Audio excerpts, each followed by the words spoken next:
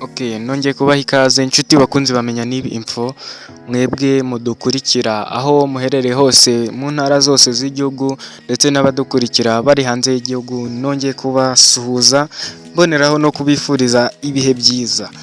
Turacyari muri ya gahunda y'uburezi, aho tubagezaho amakuru agezweho cyangwa se amatangazo aba yatangajwe na Mineduc cyangwa se amatangazo aba yavuye muri NESA, National Examination and School Inspection Authority.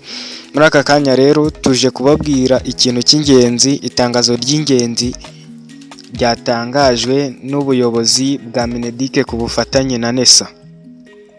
Iri ni itangazo ritari bushimishe benshi, ni itangazo rishobora kubabaza abantu benshi, ni icyemezo cyafashwe na Mineduc ku bufatanye na NESA, ni icyemezo gikomeye ku banyeshuri benshi. Mutega amatwi rero twumvire hamwe iryo tangazo. Iyi nimenya nibi, kanda subscribe nimba ari bwo bwa mbere ugeze kuri uno muyoboro, ubundi tujye dukomeza kukugezaho amakuru agezweho y'ingeri zose, by'umwihariko muri ibi bihe turi kubagezaho amakuru y'uburezi. Iryo tangazo rero, itsinda rigari ry'abayobozi ba Minisiteri y'Uburezi ku bufatanye n'ikigo cy'igihugu gishinzwe ubugenzuzi bw'amashuri n'ibizamini bya leta, bemeje ko nta munyeshuri cyangwa se nta munyeshuri wemerewe kujya kwiga boarding, cyangwa se bya bindi mujya muvuga ngo muragurira abanyeshuri ibigo. ntago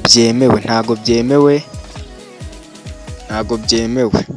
Minisiteri y'Ubuzima yavuze ko nta kigo na kimwe mu Rwanda, Minisiteri y'Uburezi yavuze ko nta kigo na kimwe mu Rwanda cyemerewe kwakira umunyeshuri utagize amanota 50. Muri make bivuze ko nta munyeshuri wemerewe kugurirwa ikigo atatsinze. Ngira ngo murabizi byajyaga bibaho ko umunyeshuri yatsindwaga, umubyeyi akajyana amafaranga ku kigo runaka, akagenda akamugurira umwana akiga. Ibi ngibi Minisiteri yabihakanye yivuye inyuma. Iri tangazo rero ni itangazo ryagiye ahagaragara ku munsi w'ejo, Minisiteri ihakana yivuye inyuma. Ni mu gihe ababyeyi bari bakomeje kugenda babaza bati ese abana bacu ko batsinzwe, ati ntawe wabagurira. Minisiteri rero ku bufatanye na NESA, abayobozi bayo babihakanye bivuye inyuma, nyuma yo kubyigaho bagasanga bitari bikenewe cyangwa se bitari binyuze mu mucyo.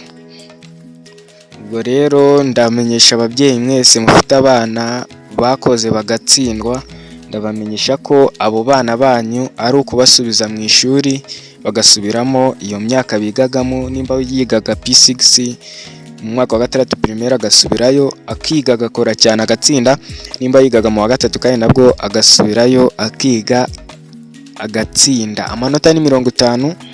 ni ukubwira abo bana banyu bagakora batikoresheje kugira ngo n'ubutaha batazabura amanota abimura. Reka kandi mbwire congratulation ku banyeshuri babashije gupasinga cyangwa se babashije kubona amanota abimura bakajya mu myaka ikurikiyeho. Kambabwire congratulation, mwarakoze cyane bana b'u Rwanda, nimukomeze mwige. Ngira ngo murabizi ko yimijwe n'ikaramu itaramburura. Amakuru yacu rero nakagaruka mu kanya, turaje tubasobanurire ku bijyanye no kurokarasa cyangwa se abantu bahaye ibigo bakaba batabyishimiye cyangwa se bahaye amashami batishimiye. Turaje tubibasobanuriye neza, tubinonosore. Mwebwe icyo musabwa ni ugukanda subscribe 5/5 tukabana mu makuru n'ibiganiro binyura hano kuri Menya Nibi Info ndetse n'ibyegeranyo. Ndabashimira rero mwebwe twabanye, ibyiza biri imbere. Amakuru yacu update ni kuri update, by'umwihariko mu burezi. Kanda subscribe niyo tike, ubundi ukomeze kwibonera amakuru, ibiganiro ndetse n'ibyegeranyo bigezweho hano kuri Menya Nibi Info.